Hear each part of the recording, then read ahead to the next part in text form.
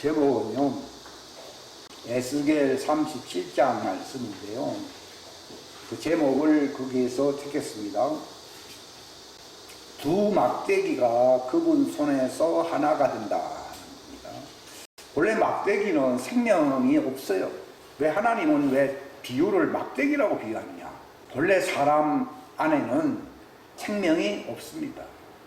생명의 근원은 하나님이시고 그 생명을 이 막대기에게 줌으로써 그 막대기가 나무처럼 열매를 맺게 되고 꽃이 피고 잎이 열리고 열매를 맺게 된다는 것입니다.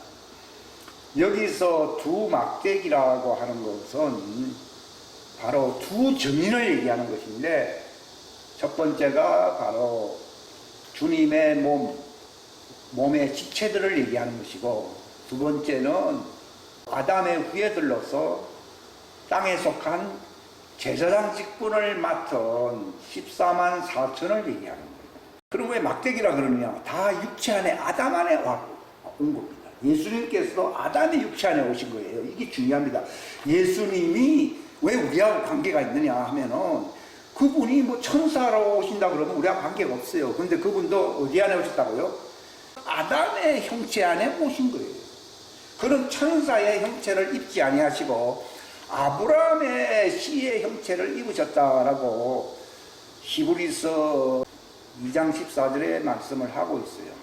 이걸 로마서에서는 죄 있는 육체 모양으로 오셔서 율법의 저주를 그분이 이제 육체 안에서 담당하시고, 그래서 대속주가 되시고 구원자가 되시는데 그래서 죽으셨다는 것입니다. 그 점에서 우리가 함께 연관이 되는 같은 모양새입니다. 그렇다고 해서 그분이 죄가 있느냐? 그분의 피 안에는 죄가 없어요. 육체는 죄 있는 모양이라 할지라도 그분의 피는 뭐가 없다고요? 죄가 없습니다. 그러니까 그분의 피와 아담의 피, 사람들의 피는 다릅니다. 만약에 같다면 그분의 피가 우리를 구원할 수가 없습니다. 우리가 세상을 이길 수 있는 힘은 예수님의 피에 있는데, 예수의 피와 하나님의 증언을 가진 자들이라고 요한계시록 12장 17절 또는 14장 등등에서 말을 하고 있어요. 근데 예수님이 왜 성령을 받으셔야 됐느냐? 바로 아담의 육체 안에 오셨기 때문에. 그때는 하나님이 그분을 율법 아래 있었다고 얘기합니다. 그러니까 아마 영적인 천사들도 그가 정말 하나님 아들 맞느냐에 대해서 의심을 가질 수가 있어요. 왜냐하면 똑같았다고 말을 하고 있거든요. 근데 그분이 침례자 요한, 그건 여자에게서 난 자, 즉 아담의 후예에서 직분을 맡은 자로서는 제일 큰 자입니다. 그를 왜 하나님이 내세웠습니까?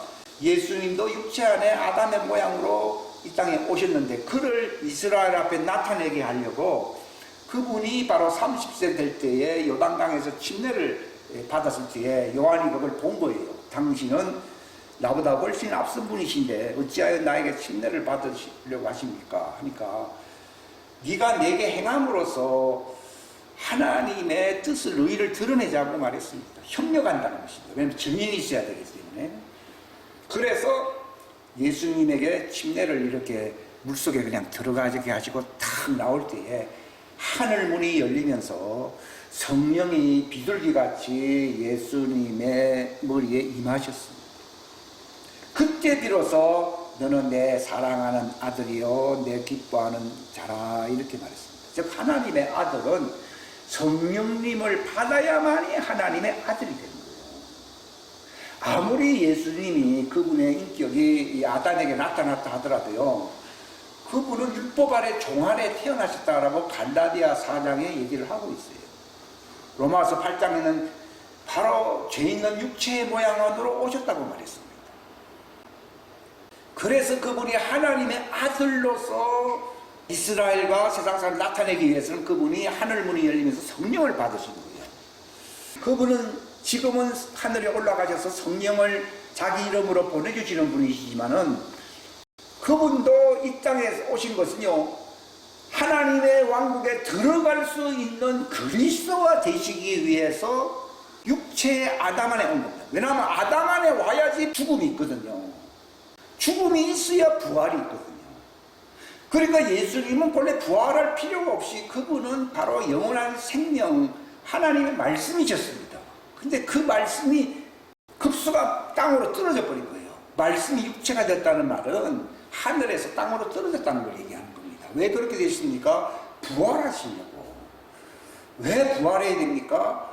영계와 물질계가 자기 안에서 통합이 되는 그러한 체제의 왕국의 주체가 되기 위한 거예요. 하나님은 영이시거든요. 육체가 아니거든요. 그럼 그 상태로서 뭐 하나님의 왕국이라고 하면은 육체의 사람하고는 관계가 없습니다. 그러면 인간 만들 필요가 있습니까? 없습니까? 없습니다. 그럼 하나님의 왕국은 뭐 천사들이나 뭐 눈에 보이지 않는 하나님의 신성만이 나타난다 그러면은요, 동물과 같은 육체의 인간은 다 쓸모가 없어져요. 근데 하나님은 왜 동물을 만들고 육체를 만들고 이 3차원적인 소위 철학적으로 형이 악이라고 그랬잖아요.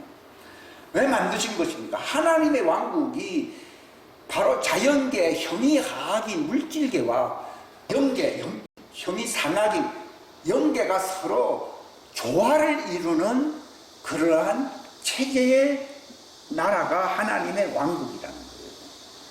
그 말은 그렇게 해야만이 인간들과 함께 모여서 또 낮아지셔서 같이 음식도 잡수실 수가 있고 같이 안아줄 수도 있고 손을 잡고 그릴 수도 있어요. 만약 영이신 하나님이라고 그러면은 뭐 식사를 같이 한다든지 뭐 사람들하고 뭐 같이 어울릴 수가 없거든요. 근데 하나님의 영원한 왕국은 천사들만 함께하는 그 영계의 왕국이 아니고 지상에 우리가 지금 눈에 보이는 이 자연계가 그대로 반영이 되는, 이걸 하늘에 있는 것이나 하는 것은 그 영계를 얘기하는 거죠. 또 땅에 있는 것이라는 말은 자연계 형의 하악을 얘기하는 거죠. 이것이 그리스도 안에서 어떻게 된다고요? 통일되게 한다라고 하는 말씀이 에베소 1장 10절에 기록되어 있어요. 그게 하나님의 왕국이기 때문에 예수님도 형이 상악 그 영계의 천사들과 함께 있었잖아요. 여호와 하나님이 그런 하나님이시잖아요. 근데 왜 갑자기 육체의 인간으로 오셔야 했습니까? 그게 바로 자연계와 영계를 아우르는 조화된 하나님의 왕국의 수장으로서 그 기초가 되시기 위한 거예요. 바로 그것이 뭡니까? 부활입니다. 부활. 그러니까 예수님이 일단 육체로 오신 이후로는 그분이 구원을 받아야 돼요. 왜냐하면 육체로 오시면 죽거든요. 그럼 마귀가 좋아인 거예요. 아이고, 옛날에 말씀이셨을 때는 꼼짝 놀랐는데 아이고, 예? 죽을 수 있는 분으로 왔으니까요. 그래서 어쩐지 가룟 유다를 통해서든지 또는 로마 사람을 통해서든지 죽이려고 했어야 했어요. 그래서 죽이려고 한 거예요. 그러나 이걸 모르고 오신 것이 아니라 육체로 태어나면 한 번 죽는 것은 정한 이치라 되어 있어요. 근데 죽음 위에는 사단이 왕노릇하게 되어 있거든요. 그러니까 예수님도 어떻게 보면 육신으로는 사단 아래 있었던 거죠. 근데 하나님 이걸 모르고 어리석게 오셨겠습니까? 아닙니다. 그 죽을 수 있는 육체의 자연계와 초자연계를 서로 아우르는 영원한 하나님의 왕국을 만드시기 위한 것이에요. 그를 십자가에 달게 할 수 있는 로마 총독, 그 총독이 예수님에게 물었습니다. 나는 너를 십자가에 죽일 수도 있고 너를 살려줄 수도 있다. 근데 너는 나에게 왜 도움을 구하지 않느냐? 내가 볼 때는 죄도 없는데 그렇게 죽을 필요가 있느냐? 그렇게 말을 했거든요. 근데 예수님이 뭐라 했습니까? 네가 살리든 죽이든 하는 권리는 네가 가진 게 아니라 바로 너를 세운 하나님이 준 거다. 그렇게 얘기한 거예요. 이 빌라도가 깜짝깜짝 놀라겠죠. 그러면서 이 빌라도가 네가 바로 이스라엘의 왕 메시아냐? 그러니까 예수님이 뭐라고 말했습니까? 내가 왕이 되려고 왔다. 그러니까 부활함으로써 영계와 자연계가 아우러지는 그 체제의 왕국의 수장이 되려고 온 거예요. 본래 그가 하나님이고 바로 왕이잖아요. 그런데 그분은 자연계의 왕이 되기 위해서는 뭘 입고 와야 됩니까? 육신을 입고, 그걸 먹은 사람들. 아니 그럼 왕이면 되지. 그러면 인간 육체 아무 상관없습니다. 그러면 이 자연계 하나는 괜히 만든 거예요. 근데 이 자연계와 영계가 서로 통합이 되는 거예요. 문이 열렸어요. 요즘도 그런 시대가 막 열리거든요. 이번 집회 온 사람이요 그런 얘기도 하는데 문이 있답니다. 그래서 이 자연계와 영계의 문을 하나님이 지금 시대가 그런 시대예요. 이걸 딱 여니까 바로 자기가 바로 하나님의 왕국의 영계 속으로 막 들어가는 겁니다. 그러니까 지금 시대는 무슨 시대인가 하면은 이게 게이트 시대, 이 포스터 시대라고 하잖아요. 자연계와 영계가 막 이렇게 왔다 갔다 하는 시대예요. 아무튼 이거는 바로 하나님의 왕국의 특징을 말을 해주고 있는 거예요. 자연계와 영계가 서로 아우러지는. 그래서 하나님이 높으신 영계 하나님이기도 하지만도 그러나 인간, 예수님이 실제로 옛날에 2000년 전에 그 모습으로 왔잖아요. 사람들이 예수님을 무시했기 때문에. 그 베드로가 예수님이 내가 죽으러 왔다 그랬잖아요. 그리고 깜짝 놀란 거죠. 왜냐하면 죽어야만이 부활하시잖아요. 부활해야만이 그 부활체가 영계와 자연계가 서로 문이 안에 있어야 있어요. 예수님이 부활하고 나니까 제자들을 만나기 위해서 벽을 뚫고 들어와야 한다고. 들어왔다가 또 싹 사라지잖아요. 이제 그 세계가 하나님 왕국이에요. 바로 우리가 예수 믿고 우리가 함께 모이는 이유는 이게 트랜스라고 하잖아요. 이게 서로 연결되는 그 체제의 부활에 이르기 위해서 우리가 교회를 다녀야 되는 거예요. 그냥 뭐 교회에 뭐 떡이나 먹고 뭐 좋은 소리 한번 들어보다 그게 아니에요. 바로 우리 속에 부활체가 형성되게, 예수님도 자기 속에 부활체가 형성되게 하려고 육체 안에 오신 거예요. 그러니까 그분이 말씀으로만 연계하는 도 아니고 또 성령 받기 이전에 그 마리아의 몸에서 태어난 율법 안에 있었던 종의 형체만이 아니라 서로 아우러지는 이 부활체가 되는 거예요. 그게 바로 하나님의 자녀들의 운명입니다. 그 길을 가는 것이 바로 영생이거든요. 그러면 내가 이 땅에서 뭐 고생하고 죽어야 되는 이런 말 잔소리는 진리를 모르기 때문이에요. 진리를 알게 되면 자기가 육체 안에 온 것을 기뻐할 거예요. 그러면 예수님의 죽으신과 같은 모습이 되면은 뭐가 된다고요? 그분의 부활하신과 같은 모습이 된다. 그게 침례입니다, 침례. 침례는 왜 필요하냐? 바로 예수님과 같은 부활체가 되기 위해서 침례가 있는 것이지, 그냥 교회 회원 멤버십을 갖기 위해서 침례가 있는 게 아니에요. 예수님의 지체가 되고 몸이 되고 공동 상속자, 그분의 약속의 동참자가 되기 위해서 침례가 있어요. 그러니까 예수님도 성령으로 침례를 받는 거예요. 종들이 받는 침례는 예수님의 피로서 씻겨지는 침례를 얘기하는 거예요. 그래서 흰옷을 입을 수 있는 권리를 주는 거예요. 그 피로 씻겨진 자들이 가는 곳이 어디냐? 아브라함 뿐입니다.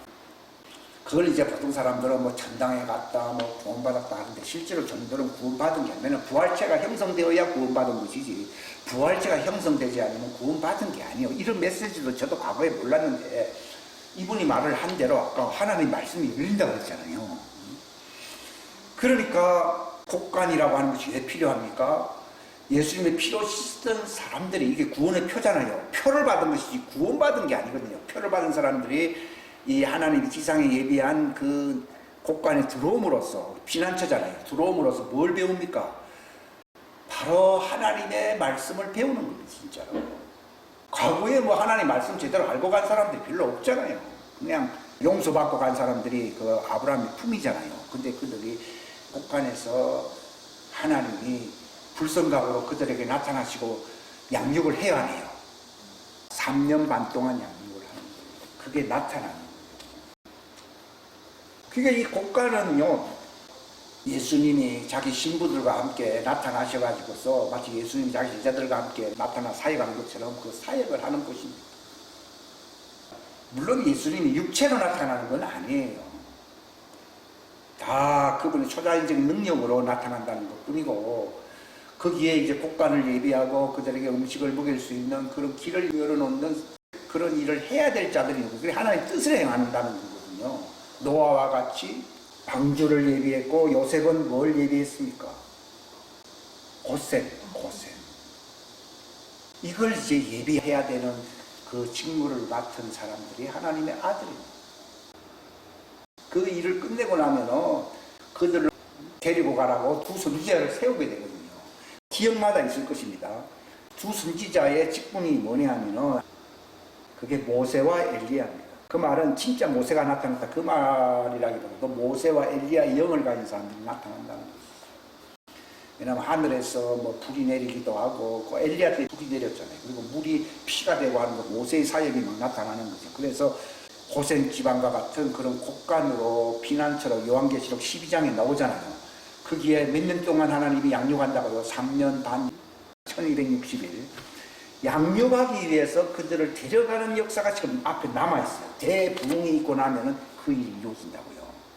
대부흥이 있으면 저 말이 진짜라는 걸 알게 되잖아요. 그럼 가는 거예요. 그때 교회 탈출이 일어나는 겁니다. 왜냐하면은 살아있는 이 하나님의 왕국의 메시지가 없는 데는 다 거짓 선지자들이에요. 지금도 거짓 선지자들이에요. 충분하죠. 근데 하나님 기회를 주고 있는 거뿐이고 그 때가 되면은 하나님이 나타나시는 그 예배한 피난처에서 하나님이 3년 반 그들을 양육한다고 되어 있어요. 뭘 양육? 밥이나 먹는 것이 아니고 거기서 그들이 여자 부활체가 되는 거예요. 그들이 그때 구원을 받는 거예요. 그들이 완전히 부활체가 되는 그날이 됩니다. 대속죄일이거든요. 만약 다 구원받았다고 하면은 죄를 완전히 끊어버리는 대속죄일이 필요해요? 필요 안 해요? 필요 없죠. 뭐 다 구원받았다는데.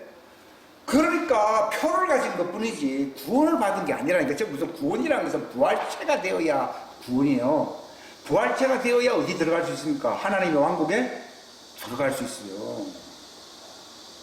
아브라함의 품은 하나의 그 중간 대기처에 불과한 거예요. 물론 거기 들어갈 사람들은 소망이 있죠. 어디로요? 바로 새 예루살렘 성에 들어갈 수 있는, 자격을 갖출 수 있는 고생지방과 같은 그런 곳간에서 3년 반 양육을 받아가지고, 양육이 돼야 돼요, 이게. 그래서 대속죄일 날 그들이 대속죄를 받으면 어떤 일이 일어납니까? 너희들의 죄가 말소되는 것이다 그랬잖아요. 용서받는 게 아니라 어떻게 된다고요? 말소가 되면 용서가 필요 없죠. 그 전까지는 표를 받았다는 것은 용서를 받는다는 것 뿐이지 죄와 상관이 인연이 없다는 얘기는 아닙니다. 그러니까 여전히 죄인인데 그들이 부활체가 되면 의인이 돼야 돼요. 그때 의인이 됩니다. 근데 하나님의 자녀들은 성령 안에서 새 사람, 껍데기는 뭐 차이가 없는데 자기 안에서 한 새 사람이 의인이지.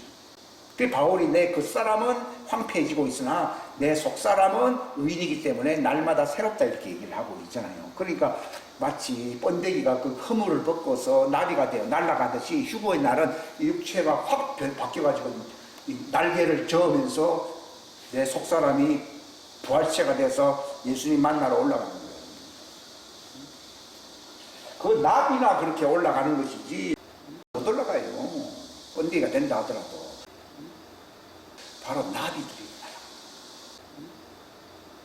그러니까 나비가 되어서 올라가는 자들을 신부라 부르는 것이고, 땅에 속해서 이제 대속죄일 예수님이 오셔서 그들을 여자 부활체로 만드셔가지고서 가며 바로 새 예루살렘 성에 들어오라고 하시는 그 자들이 바로 흰옷을 입은 하나님의 백성들, 바로 이스라엘 남은 14만 4천을 얘기합니다.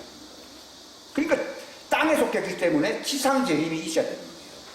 그러나 날개를 가지고 이제 껍데기를 벗어버리고 독수리처럼 이제 하늘을 올라가고, 땅에 있는 자들은 사자가 되고 신부들은 독수리가 된다고 맞습니다. 그러니까 이제 지상 그 이스라엘 사람을 구원하기 위해서 유다 지파 독수리를 했어요. 유다 지파 사자라고 했습니까? 그 사자입니다. 그러니까 누가 하나님 오른편 왼편에, 오른편은 독수리고 왼편은 사자예요. 사자. 유다 지파 사자. 이게 하나님의 왕국에 다스리시는 그 보좌입니다. 보좌. 24보좌인데 12보좌 오른쪽은 독수리와 같은 자들을 얘기하고 있고, 왼쪽에는 사자와 같은 자들. 그 중심에 누가 있습니까? 예수님이 있습니다. 그래서 여기 막대기 둘이라고 하는 말은 오른쪽 독수리의 막대기. 원래는 막대기였거든요. 육체 안에서는, 예수님도 육체 안에 왔을 때는 성령 받기 이전에는 부활해서 구원받을 수 있습니까? 없습니다. 바로 그겁니다. 그러니까 예수님이 죽겠다 그러니까 베드로가 말렸잖아요. 만약에 내가 안 죽는다 그러면 예수님 아버지께로 돌아갈 수가 없어요. 그 육체로는 끝났습니다. 부활해야만이 아버지 집으로 갈 수 있거든요. 근데 부활하기 위해서는 죽어야 되는 거예요. 그러니까 예수님 내가 죽으러 왔다는 거예요. 우리도 침례도 바로 예수님과 같은 모습으로 죽는다는 겁니다. 그래야 예수님의 부활체로서 독수리가 될 사람이 있고 사자가 될 사람이 있어요. 이게 하나님의 왕국의 영원한 체제예요. 그러니까 사자는 문을 지키는 곳이거든요. 그러니까 12지파의 문이라 이렇게 얘기를 하고 있고, 그들은 저기 바깥에 뜰을 지키는, 바깥으로 나가면 뜰이 있거든요. 거기에 있어요. 독수리는 바로 그 하나님의 왕가의 가족이거든요. 그래서 이거를 기초석이 있는 그리스도의 지성소 신방이라고 얘기하는 거예요. 12기초석이 있는 예수님과 함께 거하는 곳이고, 이 하나님의 왕국의 모양새가 드러나고 있죠. 이렇게. 이게 수막대기예요. 수막대기가. 원래는 다른 막대기였는데 예수님이 공중 재림을 통해서 이들이 독수리가 되고, 그들이 지상 재림을 통하여 뭐가 된다고요? 사자가 되어가지고 두 막대기가 합쳐져야죠. 이게 합쳐진다 이 얘기예요. 에스겔 37장 얘기가 그 메시지입니다. 이게 하나님의 왕국체제예요. 근데 제가 또 말씀드리려고 하는 것은, 오른편에 있는 이 신부들은 본래 예수님과 같이 하나님의 왕가의 집안에 속한 그 말씀의 시들입니다. 아담은 밭이거든요. 그 흙이라고 그러잖아요. 아담은 흙. 흙은 밭이잖아요. 아담, 흙, 밭 같은 말입니다. 다시요. 아담, 흙, 밭 같은 말입니다. 근데 하나님의 아들들은 그 말씀 안에 있었던 씨입니다. 씨. 그러니까 하나님의 왕국은 씨와 이 밭으로 되어 있는 거예요. 이게. 근데 우리도 아담 안에서 우리가 수십 년을 살고 예수님 오실 때까지는 땅에서 사는 거잖아요. 그러니까 밭이에요. 밭인데 성령님이 오시는 거예요. 성령님이 오시게 되면 어떻게 됩니까? 우리가 율법아에서 여자였는데 성령님이 말씀을 통하여 나를 살리게 되면은 내 속에서 하나님의 씨가 되는 거예요. 제가 옛날 설교가 밭에서 씨로, 씨에서 열매로 하는 것이 있잖아요. 그게 굉장히 중요한 설교예요. 그러니까 본래는 우리도 다 율법아에서 뭐 다 똑같습니다. 똑같은데 예수님도 어디서 사셨어요? 나사렛. 살 때는 뭐 마리아의 아들이다 뭐 이렇게 생각하겠지 뭐 특별하게 생각을 안 했거든요. 근데 그분이 성령에 임하니까 갑자기 하나님의 아들의 독생자의 그 씨가 나타나는 거예요. 마치 그 리트머스 시험지를 물속에 넣으니까 이게 빨간 빛을 키우면 산성이구나. 물속에 넣어보니까 파란색으로 바뀌니까 이거 알칼리성이라고 눈에 보이듯이 물속에 넣기 전까지는 뭐 그냥 하나의 종이에 불과한 거거든요. 그런 것처럼 사람도 아담에게 속하여 뭐 니나 내나 뭐 심지어는 뭐 뱀의 씨나 뭐 별 차이도 없어요. 다 모양은 똑같거든요. 그런데 성령의 물이 이렇게 내려오니까 빨간 빛으로 확 나타나는 것이 하나님의 아들이고, 푸른 빛으로 확 나타나는 게 누구라고요? 그게 하나님의 백성 이스라엘 아담의 남은 자들이에요. 제가 그래서 빨간색은 항상 이렇게 얘기하고 파란색. 왜냐하면 실제로 하나님이 7영이라고 되어 있어요. 영이 한 가지가 아니에요. 하나님이 7영이거든요. 빨주노초 가난도 7가지잖아요. 빨간색 계통에 영이 있는 것이 바로 하나님 오른편을 얘기하는 것이고, 파란색 계통으로 나타나는 것이 왼쪽이에요. 이게. 그래서 하나님의 7영이라고 그래가지고 지혜와 명철, 지혜는 오른쪽에 있고 명철은 저쪽에 있고, 이제 이렇게 되면서 이제 쫙 중간에 녹색으로 나타나거든요. 그러니까 하나님의 아들들에게는 하나님이 거하시는 아들의 영을 주신다. 이게 빨간색 계통의 영을 주시는 거예요. 그리고 종들에게는 바로 파란색의 영을 주시는 거예요. 그러니까 그 빨주노초 파남보, 중간에 예수님이 초록색이에요. 두 개가 하나가 돼 있지 않겠어요? 이게 중요한 거예요. 그러니까 둘이 하나가 돼 있잖아요. 이게 하나님의 왕국을 보여주는 거예요. 이게. 스가랴서 4장에 보게 되면은 스룹바벨이 이렇게 보니까 스룹바벨은 아들을 얘기하고 여호수아는 제사장 종을 얘기하는 거예요. 항상 두 사람이 항상 나옵니다. 근데 이렇게 보니까 두 나무가 있는 거예요. 두 나무가. 저 두 나무가 뭡니까 하니까 그건 하나님 앞에서 섬기는 그 하나님의 왕국의 두 증인을 얘기하는 거예요. 한쪽은 오른쪽에 있는 빨간색 계통에 뭐예요? 하나님의 아들이고, 왼쪽에는 푸른색 계통에 종들을 얘기하는 거예요. 이 둘이 있어야 되는 거예요. 마치 지성소, 여기는 지성소고 여기는 성소예요. 성소가 있으니까 지성소가 있는 것이지 성소도 없는데 뭐 지성소가 있겠습니까? 그런 것처럼 딱 있는 거예요. 그러면서 그 금관, 두 금관에서 흘러나오고 있는 그 기름이 오른쪽으로 가는 기름도 있고 왼쪽으로 가는 기름이 있어요.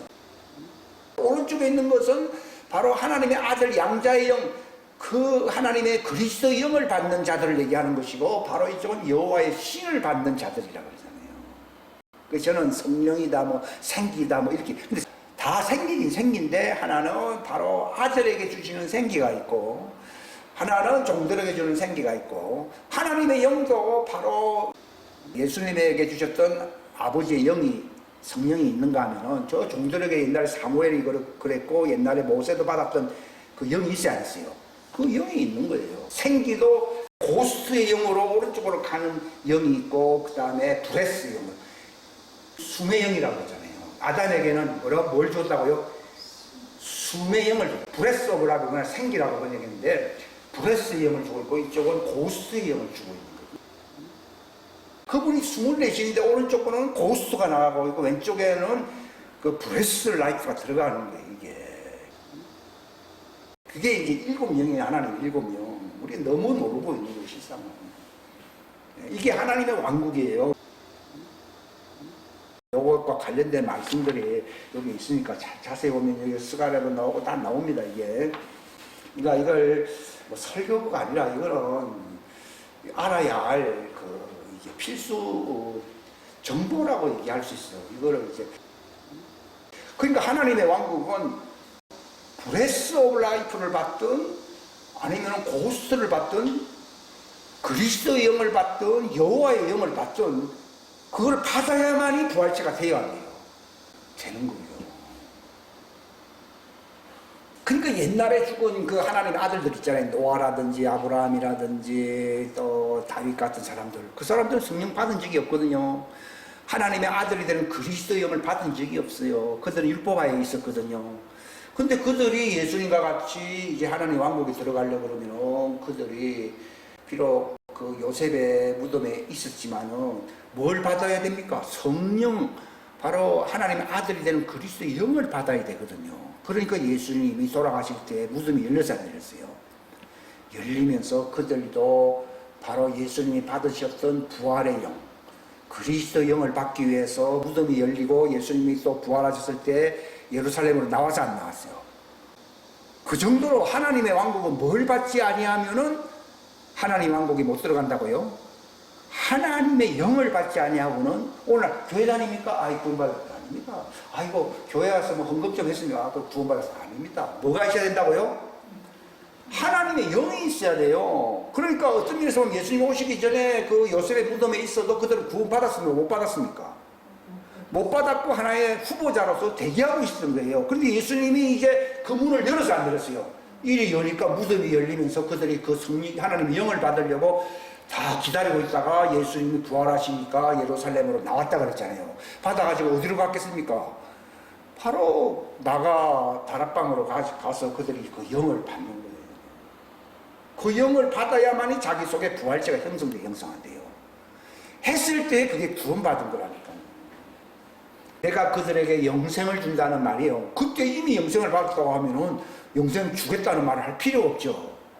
그 말은 과거에는 그렇게 살았지만 아직도 성령을 받지 않았기 때문에 영생을 못 받았잖아요. 그러니까 영생을 준다는 거예요. 지금은 살아있는 동안에 영생을 받을 수 있는 시대고, 하나님의 아들은 육체 안에서 영생을 받을 수가 있고, 종들은 육체 안에서 영생을 받을 수 있어요, 없어요?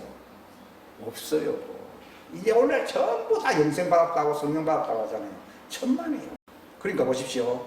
오늘 쏟고 있는 것이 다 구원받았대요. 예수님도 육체 안에 있을 때는 성령 받고 사회 활동을 해도 예수님도 구원 못 받았어요. 이 말하면은 저 사람 정신 나갔나 보니까 예수님이 구원 못 받았어. 그렇죠. 그분이 죽기 전까지는 구원을 못 받았어요. 그러니까 그분이 히브리서에 뭐라고 표현되어 있어요? 자기를 죽음에서 능히 구원하실 분에게 심한 통곡과 눈물과 간구로서 겟세마네 동산에서 기도했지 않았어요? 있잖아요. 예수님도 그러는데 우리는 전부 교회 나오면 다 구원받았다고 해야 해요. 착각하고 구원 후보생이지 왜 구원받았다고 얘기합니까? 오늘 대단히 착각하고 있죠. 예수님도 앞에 있는 즐거움을 위하여 이 고난을 멸시했다고 그랬잖아요. 그 말은 구원받기 위해서는 그분이 이제 죽어야 된다는 것이죠. 우리도 그분의 죽으심과 합한 자가 된다고 하면은 예수님과 같은 부활체, 그분과 같은 부활에 참여할 것입니다. 그러니까 우리의 진짜 구원은요, 휴거될 때예요. 하나님의 자녀는 휴거될 때가 구원받은 거예요. 그러면 그전에는 어떤 상태냐? 그냥 대기하고 있는 거예요, 육체 안에서. 그럼 얼마든지 타락을 할 수 있죠. 근데 이걸 딱 벗어버리는 날, 이제는 변질될 여지가 전혀 없는 그분과 똑같은 영생체로 부활이 되면서 올라가는 그날, 저는 그날을 바라보고 있습니다. 지난 날 다 필요 없는 얘기예요. 이게 탁 벗겨지면서, 아니 번데기 안에 있으면은 아무리 뭐 안에 뭐 있다 하더라도요, 언제든지 죽을 수 있잖아요. 망가질 수 있잖아요. 근데 이것이 탁 벗겨지고 나비가 되어서 날아가는 그날. 그래 옛날 그런 설교를 한 적이 있어요. 하듯이 휴구가 바로 그런 거예요. 휴구를 왜 바라보느냐? 하나님의 아들의 부활의 완성입니다. 지금 아니 미완성입니다. 이걸 벗는 날. 이게 바울이 다 이루었담도 아니요. 오직 그리스도가 나를 붙잡아 이루시고자 하시는 그 표대를 향하여 나는 달려가는 것 뿐인데, 어찌하든지 예수님의 의 안에서 자기가 죽어서 죽음 안에서 어디에 이르기를 바란다고요? 부활에 이르려 하느라. 이게 바울의 소망이 뭡니까? 부활입니다. 우리는 막연히 때가 된 부활은 아니고 자기 속에 부활체가 되어서 이 껍질을 깨는 날이 와야 돼, 알아야 돼요? 이거 깨어지는 날이 구원이라니까. 그러니까 바울이 짐진 것 같이 수고를 해야 돼요. 탄식을 하고 있는 이유가 어찌하든지 바로 그 영원한 집으로 내가 입혀서 나오기를, 그게 부활이거든요. 부활로서 나오려고 막 학수고대한다. 애들은 아무리 뱃속에서 건강하게 자란다더라도요, 나와야 되거든요. 나와야 생일이지, 안 나오면은 아직 미완성이기 때문에 생일이 없을 수가 있어요. 우리는 아직 부활의 생일이 없어요, 아직. 그러니까 이 휴고를 기다리는 거죠. 이게 나올 때에 몸의 구속이라고 부르잖아요. 그게 바로 토실절에 태어났던 자들이 나팔절 때 나와야 안 나와요? 나와서 예수님이 박수치면서 얘들아 하면서 그때 이제 혼인잔치를 하는 거죠. 뱃속에 있을 때는 혼인잔치 안 합니다.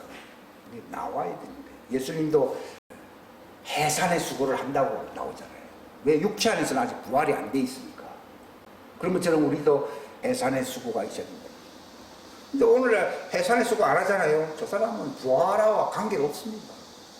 이 땅에서 뭐 열심히 행복하게 사는지 몰라도 뭐 교회 다닌다고 하고 좀 해도요, 없잖아요. 그러면 부활과 아무 상관이 없어요. 그걸 뭐라 그래요? 십자가의 원수라고 보는 거예요. 오늘날 그런 사람들이, 바울이 그들의 신은 배에 있고 그들의 장래는 멸망이고 그들은 십자가의 원수고, 그런 사람들이 많다고 빌립보서 3장에 기록되어 있잖아요. 오늘도 마찬가지예요. 해산의 수고를 안 하고 있잖아요. 바울과 같이 찜진 것 같이 신음하고 있질 않잖아요. 그럼 임산부가 아니에요. 그 사람에게는 신생아가 태어날 가능성이 하나도 없어요. 하나님의 왕국은 그런 껍데기 몸 갖고는 절대로 못 갑니다. 신생아로 이게 부활해서 이게 가야 되는 거예요. 혈과 육으로는 하나님의 왕국에 절대로 못 들어가요. 그건 십자가의 원수. 예수님 십자가하고 아무 상관이 없잖아요. 십자가를 반대하는 사람들이. 우리가 예수님 왜 십자가를 지고 오라는 줄 아십니까? 그게 부활체가 되기 위해서 그 과정이 있어야 된다. 할례를 받아야 된다는 걸 얘기하는 거예요. 그러니까 제가 오늘 말씀드리려고 하는 것은 이게 처음에는 오른쪽입니다. 왜 그런가 하면은 예수님은 나무거든요. 나무라 그러면은 나무가 제대로 모습을 갖추기 위해서는 가지가 나와야 되거든. 그 가지가, 예수님은 나는 나무요 너희들은 가지다 이렇게 얘기합니다. 그 가지를 너희는 열매를 맺는다 이렇게. 왜 열매를 맺는다? 씨가 있으니까. 너희들은 하나님 말씀 안에 씨였기 때문에 열매를 했어요. 열매는 씨의 작품이에요. 씨의. 그러나 아담도 본래는 씨가 될 수 있었던 자들이었는데 그들은 율법하에서 이미 그 자격 미달이었잖아요. 그러니까 그들은 가지에 붙는 식물이 되어야 되는 거예요. 채소가 되어야 되는 거예요. 그걸 이제 히브리서 6장에 보게 되면은 때가 참에 너희가 채소가 나와야 되는데 채소가 나오지 아니하고 가시가 나오고 하면은 버림받는다 그랬잖아요. 그죠? 그러니까 예수님이 그 무화과 나무가 아무리 바라본들 열매가 없잖아요. 그 말은 아담의 후에는 율법하에서 이미 사형 선고를 받았기 때문에 열매를 맺을 수가 없어요. 근데 뭐만 가득하다 했습니까? 입만 가득한 거예요. 그러니까 모양새는 그들은 이제 하나님의 아들이 될 수 있는 씨는 이제 혈육이 없고, 즉 인간의 씨로는 구원받을 수 있어요, 없어요? 없고, 아담에게도 씨가 있잖아요. 그 씨도 원래는 하나님의 아들 될 수 있다고 누가복음 맨 마지막에 나와요. 근데 아담이 실패한 거죠. 하나님 물론 실패할 걸 아셨지만 실패해야만이 하나님이 그를 붙여줄 수 있거든요. 만약에 그대로 못 된다 그러면은 에덴 동산 안에서 지금도 살아 있어야 될 겁니다. 근데 그런 일은 없었습니다. 이거 중요한 얘기거든요. 그러니까 아담의 후에는 이 무화과 나무인데 예수님이 보니까 이거는 괜히 생나무를 뭐 멸시하기 위해서 한 말이 아니고 바로 이스라엘을 얘기한, 율법하에 있는 이스라엘, 사자가 되어야 할 이스라엘을 두고 얘기한 거예요. 그러면서 예수님이 뭐랬습니까? 내게는 이제는 열매를 먹을 길이 없다는 겁니다. 그리고 잎만 무성하잖아요. 그 잎도 거기에 나무가 마르게 되면 다 사라지게 되거든요. 그러니까 그들은 씨가 없는 하나의 잎과 같은, 잎이라는 말은 식물이라는 뜻이거든요. 이게 채소와 같은 존재인데 그들을 구원하기 위해서 생명나무 가지에 덧붙여줘야 되는 거예요. 하나님의 자녀는 참 포도나무 대신, 감람나무 대신 예수님에게서 이 가지가 나와서 그들이 씨에, 하나님 말씀의 씨, 성령의 씨를 받잖아요. 성령 받는다는 말이 씨를 받는다는 얘기예요. 그러니까 남자들이 성령 받는다는 말은 그 씨를 받는다는 걸 얘기하는 것이고, 14만 4천 이 율법하에 있는 자들이 하나님의 영을 받는다는 말은 말 그대로 식물이 자라난다는 걸 얘기하는 거죠. 이게 다릅니다. 그러니까 이 남자의 부활체라는 말이 그 열매를 맺는다는 거예요. 이걸 남자라고 부르는 거예요. 왜냐면 씨가 있기 때문에. 근데 이제 아담도 육체로서는 씨가 있었지만 육체의 씨로서는 하나님의 그 의의 심판을 이길 수가 없잖아요. 그러니까 열매가 사라져버립니다. 육체로는 열매가 없는 거예요. 율법의 행위로는 뭐가 없다고요? 의의가 없다는 거예요. 그 뜻입니다. 육체의 씨로서는 하나님의 의에 이르지 못한다는 걸 얘기하는 거예요. 그러나 그들은 그 밭으로서의 식물은 있어야 됐어요. 있잖아요. 그러니까 그들이 구원받기 위해서는 그 밭의 식물이 그 참 포도나무 가지에 열매가 있는 그곳에 붙어야 되는 거예요. 그걸 가리켜서 채소가 된다는 걸 얘기합니다. 아담이 범죄하고 나니까 뭐랬습니까? 너는 이제 땀이 흘러야 식물을 먹고, 또 너에게서 이제 뭐가 나온다고요? 가라지들, 가시나무와 은근키가 많이 나온다는 겁니다. 이게 무슨 말인가 하면 버림받는 자들이 많이 나온다는 것입니다. 근데 네가 뭘 얻기 위해서 땀을 흘려야 된다고 나옵니까? 식물을 얻기 위해서. 그러니까 식물이라는 말은 여성입니까? 남성입니까? 여성이죠. 그러니까 이제 그들이 거기에 붙는 거예요. 그러니까 마지막 요한계시록 22장에 보게 되면 이거 아주 깊이 여러분 자세하게 알아야 돼요. 정확하게 아셔야 돼요. 그러니까 생명나무, 그때는 선악을 알게 하는 나무는 아담의 소망을 얘기해 주는 거예요. 근데 새 예루살렘 성에는 선악을 알게 하는 나무가 있어요, 없어요? 없습니다. 그거는 이제 예수님의 십자가로서 무화과 나무 시대는 끝났다는 걸 얘기합니다. 오직 죽은 자 가운데 살아나신 생명나무만 있는 것이거든요. 그렇기 때문에 생명나무에는 열매가 있고 또 뭐 되죠? 잎이 있어야지 나오잖아요. 열매는 바로 하나님의 자녀를 얘기하는 것이고, 잎이라는 말은 무화과 나무 잎이 생명나무 잎으로 접목이 된 거예요. 그래서 오른쪽에는 열매가 있고 왼쪽에는 뭐가 있어요? 잎이 있는 거예요. 이건 식물이라는 거예요. 잎은 식물이잖아요. 근데 씨는 하나님의 씨라고 되어 있어요. 하나님은 식물이 아니잖아요. 하나님의 씨라고. 그래서 좋은 씨는 하나님의 아들이요. 이렇게 나오지 않습니까?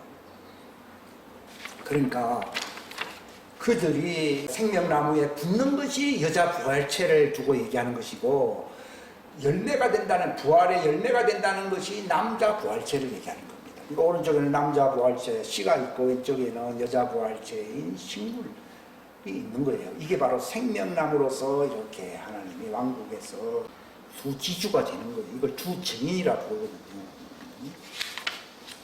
그래서 종이든 14만 4천 하나님의 그 제사장들이든 또는 왕들이든 간에 예수님이라 할지라도 뭘 받지 못하면 구원 못 받는다고요? 성령이 성령. 성령도 두 가지가 있잖아요. 오른쪽에 주어지는 성령이 있고 왼쪽에 식물에게 부어지는 성령이 있고 다릅니다. 이게. 사람들 구별을 잘 안 하거든요. 왜? 그거 스가랴 4장에 보게 되면 금기름을 흘러내는 금관이 하나라 했어요? 둘이라 했어요? 둘입니다. 둘. 항상 하나님 왕국은 둘입니다. 둘. 두 지주가 있어요. 이걸 아버지 앞에 왕국에 모셔섰는 두 사람이라고 했는데 이걸 두 증인이라 부르거든요. 이거는요, 내 집안 식구가 뭐 형님의 이름을 아는 것보다 더 중요합니다. 이거는 알고 있어야 되는 거예요. 다 이렇게 자기가 오른편에 있는 사람인지 왼편에 있는 사람인지 이걸 모르거든요. 자기 정체성을 모르잖아요. 그러니까 자기에게 어떤 하나님인가도 모르고 있는 거예요, 지금. 근데 아까 그 메시지 보게 되면 이제 불에는 얘기했잖아요. 신유 집회를 많이 해서 사람들이 막 사람 많이 모이는 그런 시대는 지나가고 있고 각자 정체성에 따라서 그 하나님이 그들이 어떤 하나님이냐는 것을 보여주는 하나님의 말씀의 시대가 온다고 했잖아요. 지금 이 시대잖아요.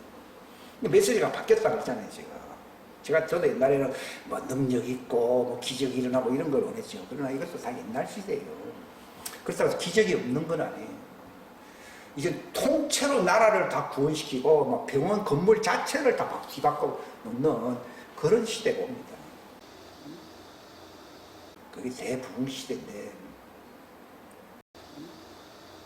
아무튼 제가 오늘 말씀드리려고 하는 것은요, 아브라함의 품에 있던 요셉의 품에 있던 간에 그들은 소망이 없습니다. 말은 뼈들이라 이렇게 얘기합니다. 왜 그런 얘기를 합니까?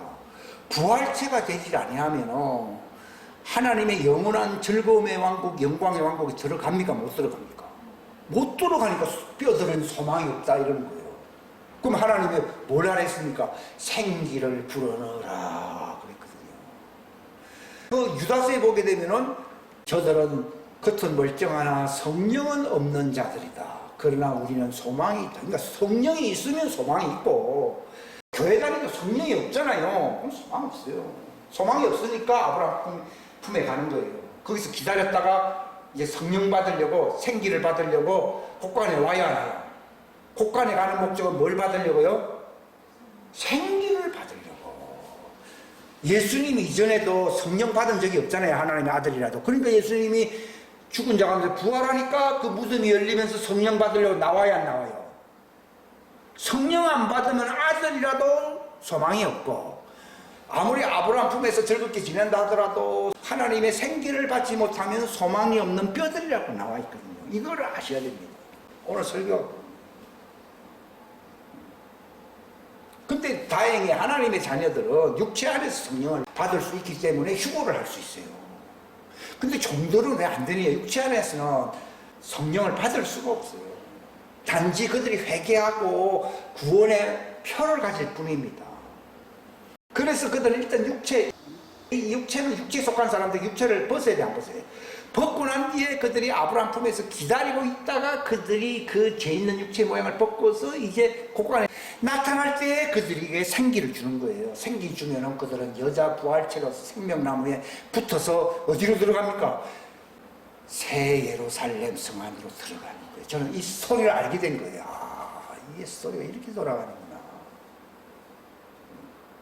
이게 왕국 복음이에요. 그러니까 여러분들이 에스겔 37장을 11절부터 보지 말고 1절부터 해서 20몇 절까지 있어요. 그걸 쭉 한번 보시게 되면 왜 이 뼈들은 이렇게 소망이 없느냐? 생기를 안 받았기 때문이에요. 그러니까 바라마 부르라에서 생기가 들어가니까 그들이 이스라엘의 군대가 되었다는 말은 종들은 언제 이스라엘 군대가 됩니까? 아브라함의 품에서 군대가 됩니까? 곳간에 내려와야 됩니까? 곳간에 들어갔을 때 그들이 양육을 받아서 생기를 받는. 왜 3년 반 교육을 받습니까? 생기를 받을 수 있게 하려고 하는 거예요. 우리는 이걸 몰랐던 거예요. 이게. 근데 과거에도 보면은 아브라함도 있고 뭐 노아도 있고 훌륭한 사람 많잖아요. 다윗도 있고 그 사람들이 다 요셉의 무덤으로 가 있잖아요. 근데 그들은 왜 갑자기 무덤이 열리면서 오순절날 성령 받으려고 했습니까? 성령을 안 받으면은 구원을 받을 수 있어요, 없어요? 못 받는 거예요. 그래서 나온 거예요. 근데 지금 우리는 좋은 시대에 태어나가지고 육체 안에서 반탁고 있는 거죠. 이 항상 진리의 말씀과 함께 성령의 역사거든요. 근데 제가 받으니까 이런 말을 저 사람만 하는 게 아니라 나도 해야 해요. 브레넌만 얘기하는 게 아니라 폴키스 이 사람만 얘기하는 게 아니라 나도 지금 막 얘기하잖아요. 그게 바로 성령을 받았다는 증거는요, 신유의 은사가 있다는 그걸 얘기하는 게 아니라 하나님의 이 왕국의 신비를 알려야 해요.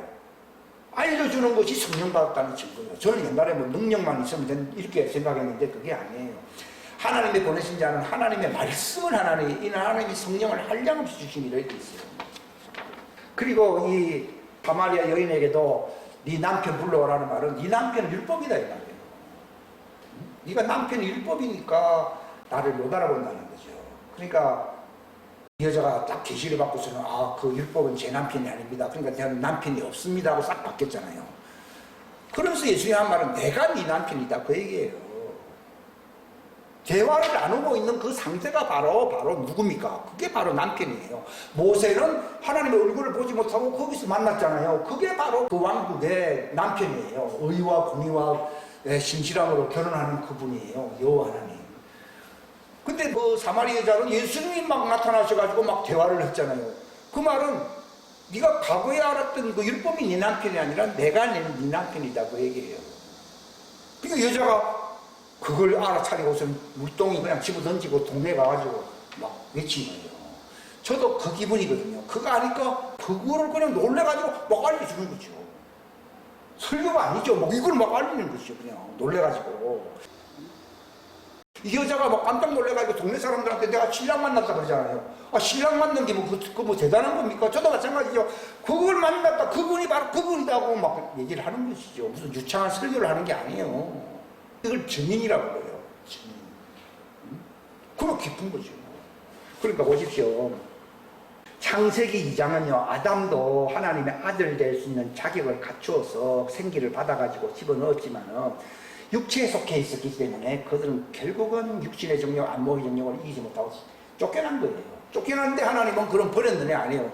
예수님을 통해서 그들의 씨는 열매는 없지만도 잎으로서 예수님과 연접이 되어서 하나님 왕국에 들어간다고 하는 이 하나님의 왕국의 구속사의 신비를 알려주는 거예요. 놀라운 얘기죠 이게. 그리고 아론의 쌍난 지팡이 얘기가 있잖아요. 본래 막대기는 생명력이 없는데 이게 하나님의 보좌 그 법궤가 있는 말씀 있는 곳 앞에 세우니까 그 종들이 그 열매를 내지 않죠. 그러니까 그들도 여자 부활체가 된다 이 말입니다. 거기서 열매라는 것은 부활체를 얘기하는 거예요. 그러니까 여자의 열매가 있고 이게 이제 남자의 열매가 있는 거예요. 남자의 열매는 그리스도의 부활입니다. 그래서 아몬드의 열매가 다 맺는다는 것도 이것도 놀라운 얘기예요, 실상은요. 그리고 미가서도 이게 이제 예수님이 오셔서 그들을 하나님 왕국에 들어가게 해주시려고 그들을 이끌어 주신다는 거죠. 에스겔서 37장은 아까 영이 두 가지가 있다 그랬어요. 하나님의 아들들에게 오는 오순절에 그리스도의 영이 있고 마지막 곡간에 내려오는 바로 여자 부활체가 되는 흰옷을 입고 나오는 자들이 있어야 했어요. 그 두 무리가 있어요. 그래서 옛날에도 그 하나님의 아들들도 예수님 십자가에 죽으실 때 무덤이 깨져버리고 예수님 부활할 때 그들도 나와서 안 나왔어요. 그 하나님의 영을 받으려고 나온 거예요. 근데 종들은 이 마지막 때에 그 무덤을 깨고 나와야 안 나와요. 내려오는데 어디로 옵니까? 3년 반 동안 양육하는 그 곡간으로. 그래서 거기서 그들이 여자 부활체가 되는 거죠. 그래야만이 어디로 들어갑니까? 하나님의 왕국의 수도인 새 예루살렘 성 안으로 들어가요. 그게 그들의 구원이기 때문에 대속죄이라고 부르는 거예요. 대속죄일 때 그들이 그 영을 성령을 받으니까 그들이 구원을 받듯이요. 지금도 육체 안에서 하나님 아들은 성령을 받아서 하나님의 왕국의 신비를 말을 하면 구원받은 거예요. 근데 뭐 모른다. 그냥 뭐 은사만 있으면 좋겠다. 이건 아직 아닙니다. 그거는 종들도 할 수 있는 일입니다. 그래서 스가랴 말씀도 두 관이 있다고 말했고요. 마태복음 24장에도 누구는 데려가고 누구는 땅에 있다 이런 말을 나쁘게 사람들이 해석해요. 무슨 말인가 하면 가라 올라간 사람은 구원받았고 땅에 있는 사람은 구원받고 그런 뜻이 아니고 독수리들은 올라가고 사자는 남아있다는 거예요. 우리 열천에 비워도 나쁘게 얘기하잖아요. 그게 아니에요. 다섯은 왕국의 신비를 아니까 카나안 혼인잔치로 가야 한가요? 가는데 나머지는 그들은 곡간으로 가야 돼 안 가야 돼요?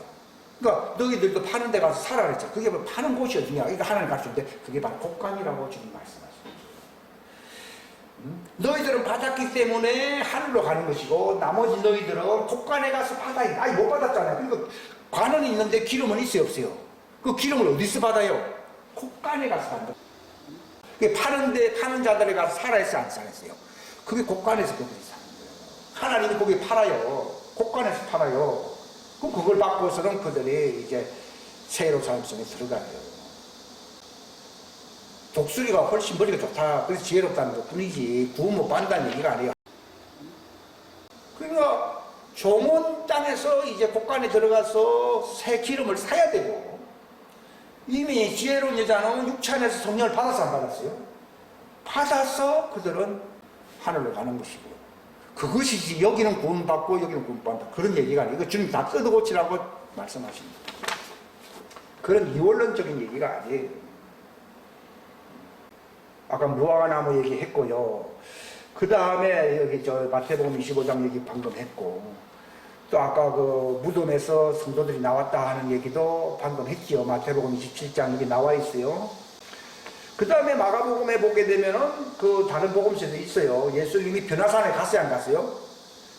그분이 부활할 때를 얘기해요. 부활할 때가 되니까 모세와 엘리야가 나타났다고 그랬잖아요. 모세와 엘리야 그들과 무슨 대화를 했어요? 우리가 언제 곡간에 가서 그 영을 받습니까? 그런 대화를 나눈 거예요. 그러니까 내가 죽어야만이 그 일이 일어날 것이다니까 예수님의 별세에 대해서 얘기하시더라. 그러니까 그들은 아주 소망이 없는 거예요. 왜냐하면 부활체가 되질 않았기 때문에. 그러니까 그들과 대화를 나누시려고 갔는데 예수님하고 함께 갔던 사람들 뭔지도 모르고 막 모세를 위하여 집을 짓고 하니까요. 참 이게 아직 성령을 아직 못 받아가지고 이 모세와 엘리야보다도 더 못한 존재처럼 돼버렸잖아요. 그게 오늘날 교회 모습이에요. 신약교회라고 그러면서. 그런데 이제 그들 안에서 바로 그들 안에서 이 하나님의 성전이 세워진다고 하는 이 신비를 모르는 거예요. 이게 변화산상에서 일어난 일입니다. 이게. 모세와 엘리야가 무슨 대화를 했겠습니까? 저는 뭐 그거 알 길이 몰랐지요. 근데 하나님이 알려주시는 거죠. 그들이 마지막 때 예수님 지상재림 하실 때에 그들이 곡간에서 그 영을 받게 되면은 하나님의 아들들의 영광이 이르러야 해요. 이르러서 그들이 소망인 새 예루살렘 성 하나님의 왕국에 들어간다. 그게 구원입니다. 그때 구원을 받는 거예요. 놀라운 거예요. 무덤이 깨지면서 성도들이 나왔다는 것도 구원받기 위해서 나온 거예요. 왜? 성령을 받아야 되기 때문에. 예수님도 그분이 부활해야만이 구원을 받는 거잖아요. 그러니까 자기를 죽음에서 능히 구원하실 분에게 심한 통곡과 눈물과 간구와 소원을 올렸다고 말하죠. 그러면서 누가복음에 예수님이 부활하시고 난 뒤에 제자들에게 뭐라 말했습니까? 회개와 죄들의 사면이 이제 너희들이 선포해야 된다는 겁니다. 왜냐하면 종들에게는 죄가 용서받아야 됩니다. 그죠? 그리고 그들은 회개해야 됩니다. 그래서 어디로 가야 됩니까? 아브라함의 품에 들어가야 됩니다. 그래서 그들이 이제 육체를 벗고 나와서 곡간에서 이제 하나님의 아들과 영광이 거의 같은 그 수준에 이르게 된다는 거예요. 놀라운 얘기죠, 이게. 또 요한복음 10장에 보면은 내양이라고 하는 것은 성령을 받은 자들을 얘기하는 겁니다. 자기 안에 부활체가 있는 자들을 얘기하는데 그들에게 뭘 준다고요? 영생을 준다 이렇게 나오잖아요. 그러나 종들에게는 영생은요, 하나님 생기가 들어가야 영생이 있어요. 생기가 없을 때는요, 대속죄를 맞아서 구원받아야 됩니다. 예? 그래서 내 양과 다른 양이 있다고 했잖아요. 내 양은 오른쪽에 있고 다른 양은 좌측에 있는 거죠. 십자가에도 예수님 오른쪽에는 너는 오늘 밤에 나와 함께 낙원에 들어갈 강도가 있고 하나는 낙원에 들어가지 못할 강도가 있고 이게 둘이거든요. 예? 그것도 바로 오른편 왼편을 얘기해 주는 겁니다. 십자가 우편 두 존재들이요. 그러니까 예수님도 내 양이 있고 다른 양이 있다고 했어요. 그 예수님이 그 제자들에게 부활하시고 나타나시고 난 뒤에 요한복음 20장에 보게 되면은 성령을 받으라고 그랬거든요. 근데 예수님이 숨을 내쉬면서 너희는 성령을 받고 그분의 숨에서는 생기를 줄 자들도 숨을 줄 자들도 있다는 것을 얘기하는 겁니다. 그래서 너희가 죄를 사해야 된다는 겁니다. 왜냐하면 그들이 죄가 사함받아야만이 그들이 생기를 받을 수가 있어요. 생기를 받을 수가 있어요. 종들이. 에베소서 1장 10절에 보면 이것은 충만한 때의 경륜 안에서 친히 모든 것, 즉 하늘에 있는 것들과 땅에 있는 것들을 그리스도 안에서 곧 그분 안에서 다 함께 하나로 모은다고 되어 있잖아요. 그죠? 이게 나팔질 때는 오른쪽에 올라오게 되고 대속제일 때는 누가 올라와요? 왼편에 있는 자들이 올라와서 하나님의 왕국이 완성되면서 천연왕국이 들어가잖아요. 놀라운 거잖아요. 여기 요한복음 17장 말씀을 다 같이 읽겠습니다. 여기 예수님 직접 하신 말씀인데요. 다 같이 읽겠습니다. 시작. 내가 이 사람들만을 위해 기도하지 아니하고 그들의 말로 인하여 나를 믿을 자들, 이 다른 양이거든요. 위해서도 기도, 즉 제자들을 위해서도 기도하지만도 제자들의 말을 듣고 구원받을 자들을 위해서도 기도한다는 거예요. 이 종들을 얘기하는 것인데 다 21절 시작. 이것은 그들이 다 하나가 되게 하려 함입니다. 아버지요, 아버지께서 내 안에 내가 아버지 안에 있는 것 같이 그들도 우리 안에서 하나가 되게 하사 아버지께서 나를 보내신 것을 세상이 믿게 하소서. 이 세상에 종들이 많잖아요. 이걸 알아야 된다는 거죠. 아, 이게 이렇게 돼 있다는 거. 그들의 말을 통해서. 그러니까 하나님의 아들은 말씀을 주는 자고 종들은 말씀을 받는 자네요. 그럼 누가 복이 있다 했어요? 주는 자가 복이 있다 해서 받는 자가 복이 있다 했어요. 주는 떡 주고 뭐 빵 준다 그 얘기가 아니고 말씀을 주는 자는 아들이고 말씀을 그 받는 자는 접붙임을 받거든요. 그러니까 그들은 종입니다. 그러니까 주는 자가 받는 자보다 복이 있다는 얘기가 그 뜻입니다. 이게. 그러니까 하나님의 아들들만이 성령을 받아서 증인이 되는 것이지 그들은 곳간에 들어가서 생기를 받기 때문에 이 땅에서는 증인이 될 수가 없습니다. 이게. 근데 오늘날에는 거꾸로 되어 있죠. 이게. 이거 서열관계를 여러분들이 잘 알고 있어야 됩니다. 저 계시록 자 14절 에베소 1장 14절 다 같이 시작. 이 영께서는 이게 하나님의 영이잖아요. 값주고 사신 그 소유물이 구속 여기 그 소유물은 종들을 얘기하는 거예요. 구속을 받을 때까지 그랬잖아요. 그죠? 그들이 세속제일날 구속을 받잖아요.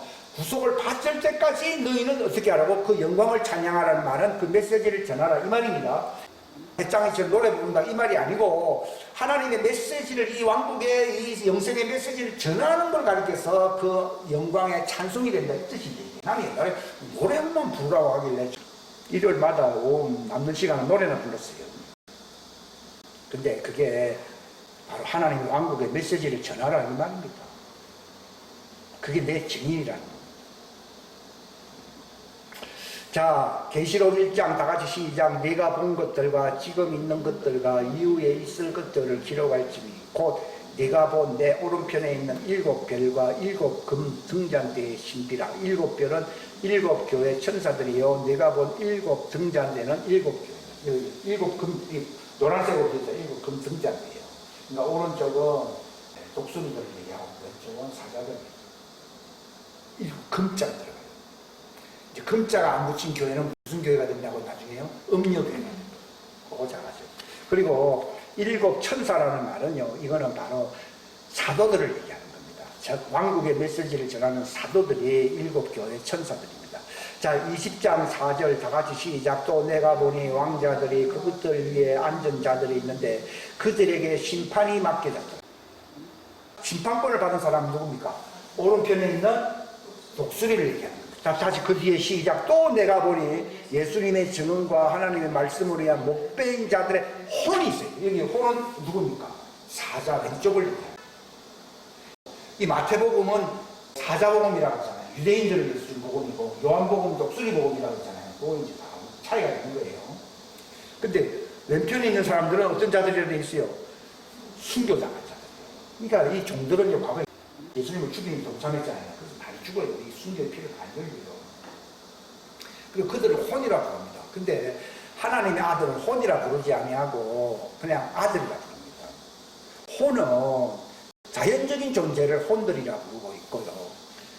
영체, 영적인 사람, 이걸 슈퍼내추럴이라 부르거든요. 여기는 내추럴이고 여기 슈퍼내추럴. 그러니까 자연계와 초자연계가 하나가 돼야 돼요. 하나가 되는 거예요. 이게 이 자체가 설명을 하고 있는 거예요. 초자연계와 자연계. 그러니까 이 자연계에 있는 사람은 혼이라고 부르고 있고 초자연계는 부활의 또 혼이라고 부르고 있고 여기는 뭐랍니까? 영적인 존재. 차이가 있습니다. 왜냐하면 이 부활하고 난 뒤의 모습을 보여주는 거니까. 자, 심판이 막혀서 시작. 또 내가 보니 예수님의 증언과 하나님의 말씀으로 인하여 무슨 자들이라고 목배인 자들의 혼들이 있는데 그들은 짐승과 그 형상에게 경배하지 아니하고 자기들의 이마 위에 손안에 짐승의 표를 받지도 아니한 자들이라 그들이 살아서 그리스도와 함께 천년 동안 동참. 그러니까 목배임을 받은 자들. 이게 땅에 있었지 않았어요. 근데 이들은 그와 관계없이 하늘로 갔어야 갔어요. 가는 자들. 이들에게 심판권이 있고 여기는 같이 통치할 권리를 받는 거예요. 이스라엘이라는 말이 통치자, 프린스. 여기는 프린스, 여기는 왜 킹? 킹, 프린스. 자, 22장 다 같이 시작. 또 그가 하나님과 어린 양의 왕자로부터 흘러나오는 수정같이 맑은 생명수의 정결한 강을 내게 보여주니라. 그 도시의 거리 한가운데 강의 양쪽에 생명나무가 있어서 그것이 12종류의 열매를 맺고 날마다 자기 열매를 맺으며 거기도 그 다음에 시작. 그 나무의 잎사귀 들은 그 민족들을 그러니까 민족, 이거 혼이기 때문에 그들 땅에 속한 민족이에요. 민족 아니에요. 민족들을 치유하는 잎이에요. 잎이. 여기는 바로 열매들이에요. 그러니까 열매, 여기 잎이에요. 여기는 킹, 프린스예요. 여기는 남자예요. 여기는 여자예요. 이거는 슈퍼내추럴이고 여기는 그냥 내추럴이에요. 이게 하나님의 왕국이라고 해요. 그러니까 하늘에 있는 것과 땅에 있는 것이 하나가 됐어 안 됐어요? 예수님을 얘기하고 중간에 있는 거는요. 예수님 안에서 하나가 됐어 안 됐어요? 됐잖아요. 3절 다 같이 시작. 다시는 저주가 없으며 오직 하나님과 어린 양의 왕자가 그 안에 있으리니 그분의 종들은 여기입니까? 왼쪽입니까? 왼쪽이잖아요. 그분의 종들이 뭐 한다고 되어 있어요? 그분을 섬기며 그분의 얼굴을 볼 것이요 그분의 이름이 그들의 어디에 있어요? 이마에. 그들은 어디에 입 맞았어요? 이마에 인을 맞았잖아요. 근데 하나님의 자녀는 어디에 인을 맞고 있어요? 가슴에 인을 맞고 있어요. 여기 다릅니다. 이게 구별을 두 가지를 다 보여주고 있는. 옛날에 읽으면요 내나 똑같은 사람들이라고 생각했잖아요. 아니, 딱 구별을 하고 있어요. 다 같이 기도하겠습니다. 하나님 아버지 감사합니다. 귀한 시간 주셔서 감사합니다. 지혜와 계시와 명철의 영을 허락하셔서 정말 이 하나님 마지막 때에 세우실 그 왕국의 신비의 영광을 우리가 보게 하시고 이것을 증언하는 그 왕국의 영광을 찬양하는 자들이 되게 하여 주시옵소서. 피로 값주고 사신 자들이 대속제일날 구속을 받을 때까지 그 왕국의 영광을 노래해야 된다고 찬양해야 된다고 말했습니다. 하나님 감사합니다. 이 놀라운 계시를 우리에게 풀어주신 것을 감사합니다. 요한계시록을 열어주신 것을 감사합니다. 마지막 때 세워질 이 왕국의 신비를 더 가까이 접근할 수 있도록 인도하심을 감사합니다. 하나님, 인간의 능으로 힘으로 할 수 없고 은혜가 있을지어다 하나님의 영으로만 가능하다고 하였사오니 하나님의 영을 받은 자들이 구원받은 하나님의 자녀들이요 또 곳간에서 그들이 그 생기를 받아야만이 살아있는 하나님의 군대, 이스라엘 군대가 된다고 말했습니다. 하나님이 놀라운 이 계시의 비전을 더 깊이 알게 하여 주시고 인도해 주시기를 간절히 바라옵고 거룩하신 주 예수님의 이름 받들어 간절히 기도하옵나이다.